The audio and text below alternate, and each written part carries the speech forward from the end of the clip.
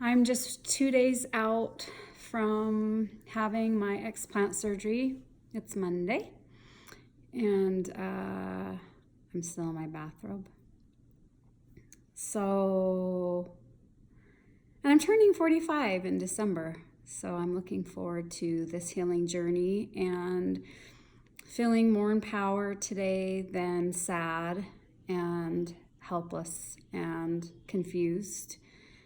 As I read other people's stories, I continue to feel more hopeful and amazed. I listened to one last night that just brought me to tears because it's just amazing the difference having explant surgery is making in people's lives. And it's incredible and profound how sick people are from these implants, and that it was just literally right under my nose and I haven't known this was the cause. Like many other women with implants, I've tried so many things for all my symptoms. I actually was thinking about it this morning, and I believe that I've kind of held my symptoms at bay or just sort of managed them because of my lifestyle, because I'm a healthy eater, because I do regular cleansing. Just the combination of everything has kept me functioning. I've had implants since my early 20s. I've had them replaced one time.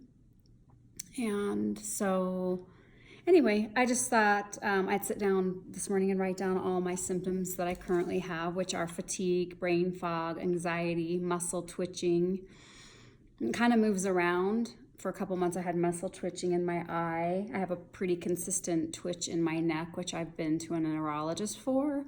I've actually had an MRI on my brain to make sure it's not a neurological disorder. I've had muscle twitching in my arm for several months at a time. I also get like a thudding in my ear if I lay a certain way. I've heard other people talk about ear problems, and I get this little thud. It's the smallest things you learn to put up with, but as you sit and gather all your symptoms, it's actually quite incredible that I've been putting up with this for so long.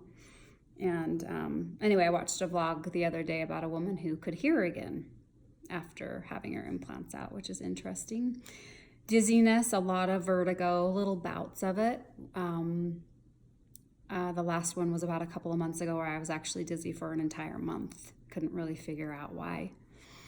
It's gone now, but it comes and goes. And just a feeling of not feeling well. It's hard to describe. You just don't quite feel well. Breathing, heavy chest. I've always had asthma, but not terrible. But the last 3 years, my asthma has been exacerbated for no reason.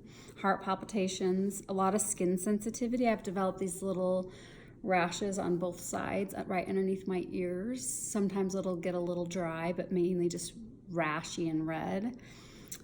Slow muscle recovery when I work out. It takes me a long time for my muscles to feel good again. A little bit of soreness is fine, but it seems like I'm more sore than I really should be. And I've just recently started to notice that my muscles don't feel as strong. I'm a mountain biker and hiker, and I can just tell my muscle firing isn't as strong. And a lot of neck and back stiffness, a lot.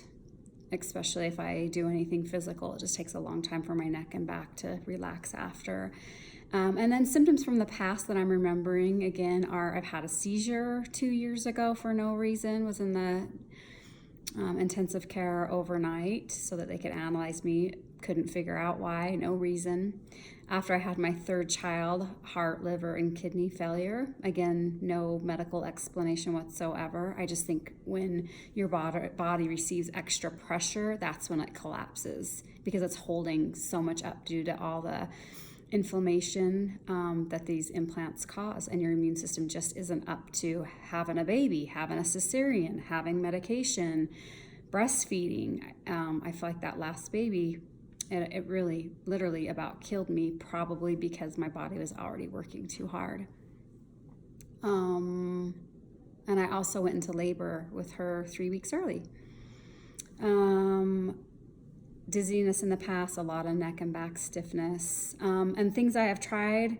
I had all my mercury fillings removed. I thought that maybe heavy metals were causing this issue, which probably that is a contributor, right? Because now we know the ingredients in these implants include a lot of heavy metals, a lot.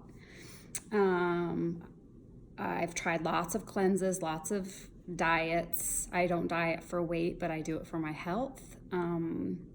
I've done oxygen chambers, where I've been in an oxygen chamber every day, a hyperbaric chamber for a month, just thinking maybe my body needs more because I live at high altitude.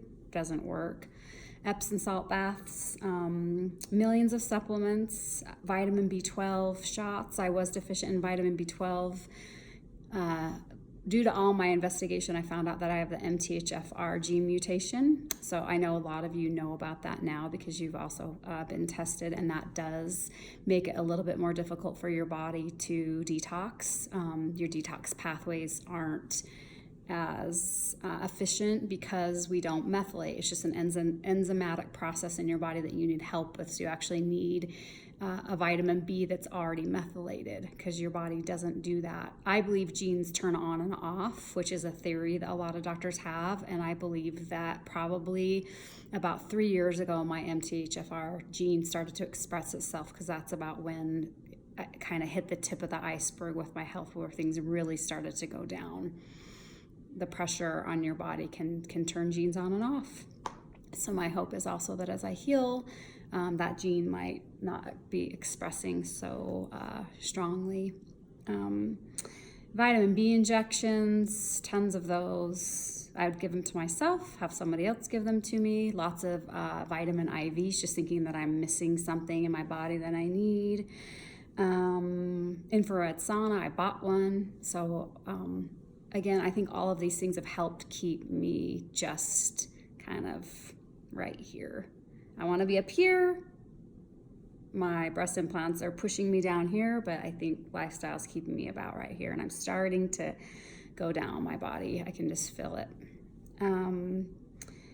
Had every blood test for every hormone, pretty much just on a little bit of thyroid medication, just a tiny bit. Anyway, those are my symptoms. I wanted to document that so I can go through them again when this is over, and see how I feel. Again, I just get so inspired by watching all these videos and super hopeful. And as I look back to that 20-year-old girl who got her implants, I'm wondering what someone could have told me, or what kind of conversation I could have had. I feel like there should be a mandatory waiting period for implants, or just someone that can talk to you about the reasons why you're having this operation. Because maybe there's some inner work that could be done that would allow us to love ourselves more fully, to embrace and accept who we are from a physical standpoint, as well as a mental space. And that's sometimes hard to do when you're young, you know, especially with all the bodies and body image issues that were shown on media. You know, it's out there, and I see my two girls, my 17-year-old, my 15-year-old, up against the same things. And so another thing this is bringing up for me is, what kind of role model am I to my girls? And I am using this to show them that I am stepping fully into my body that I was born with. I'm accepting myself for who I am and loving myself more deeply. And one of the reasons why I'm getting this explant is because I want to be healthy, and also because I want to embrace my body and just love it the way that it is. And I think there's something very deep about that, and I haven't experienced it 100% yet because my big breasts are still here, but I know that there's going to be a big gift in there a golden nugget. So I'm excited to be a good example to my girls of self-love, self-care, of bravery, and also humility and vulnerability. So I'll try to film as much as I can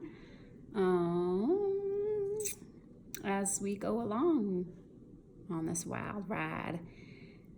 Thank goodness I got my hair done a couple days ago and it's staying, because I am makeup free right now, because I like how everybody shows their photos of before and after. I'm interested to see what I'll look like, if I'll have any changes in my face. I'm not sure if I have a lot of swelling in my body or not. So I know a lot of you have. I do know I am on the smaller side. It doesn't really matter how I eat. I really don't lose any weight. So that's interesting. It doesn't really matter what I shift. I kind of just stay the same. So that could be a good thing, or it could mean my body isn't ready to let go because it's holding on. Who knows? I have no idea. I do know you're not crazy. I'm not crazy. If you feel like something's wrong, listen to your body and don't let people tell you it's all in your head. And don't convince yourself that you just need to take one more supplement or have one more doctor's appointment. Granted, those things sometimes do shed or shine a little light on things, but there's no reason, if you're taking good care of yourself, eating helpfully and trying to reduce your stress, that you shouldn't feel well. At least that's what I think, right?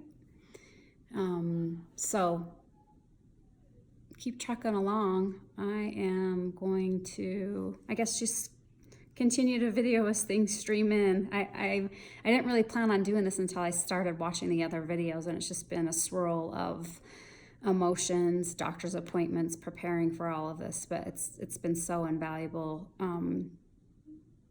to me to be able to watch what other women go through and relate.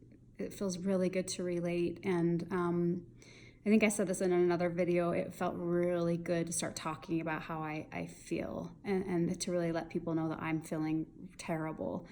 Because like I've said before, I'm healthy and happy and vibrant, and that's usually the side people see of me. And I am gonna continue to be healthy and vibrant, even more so watch out. All right, thanks for listening.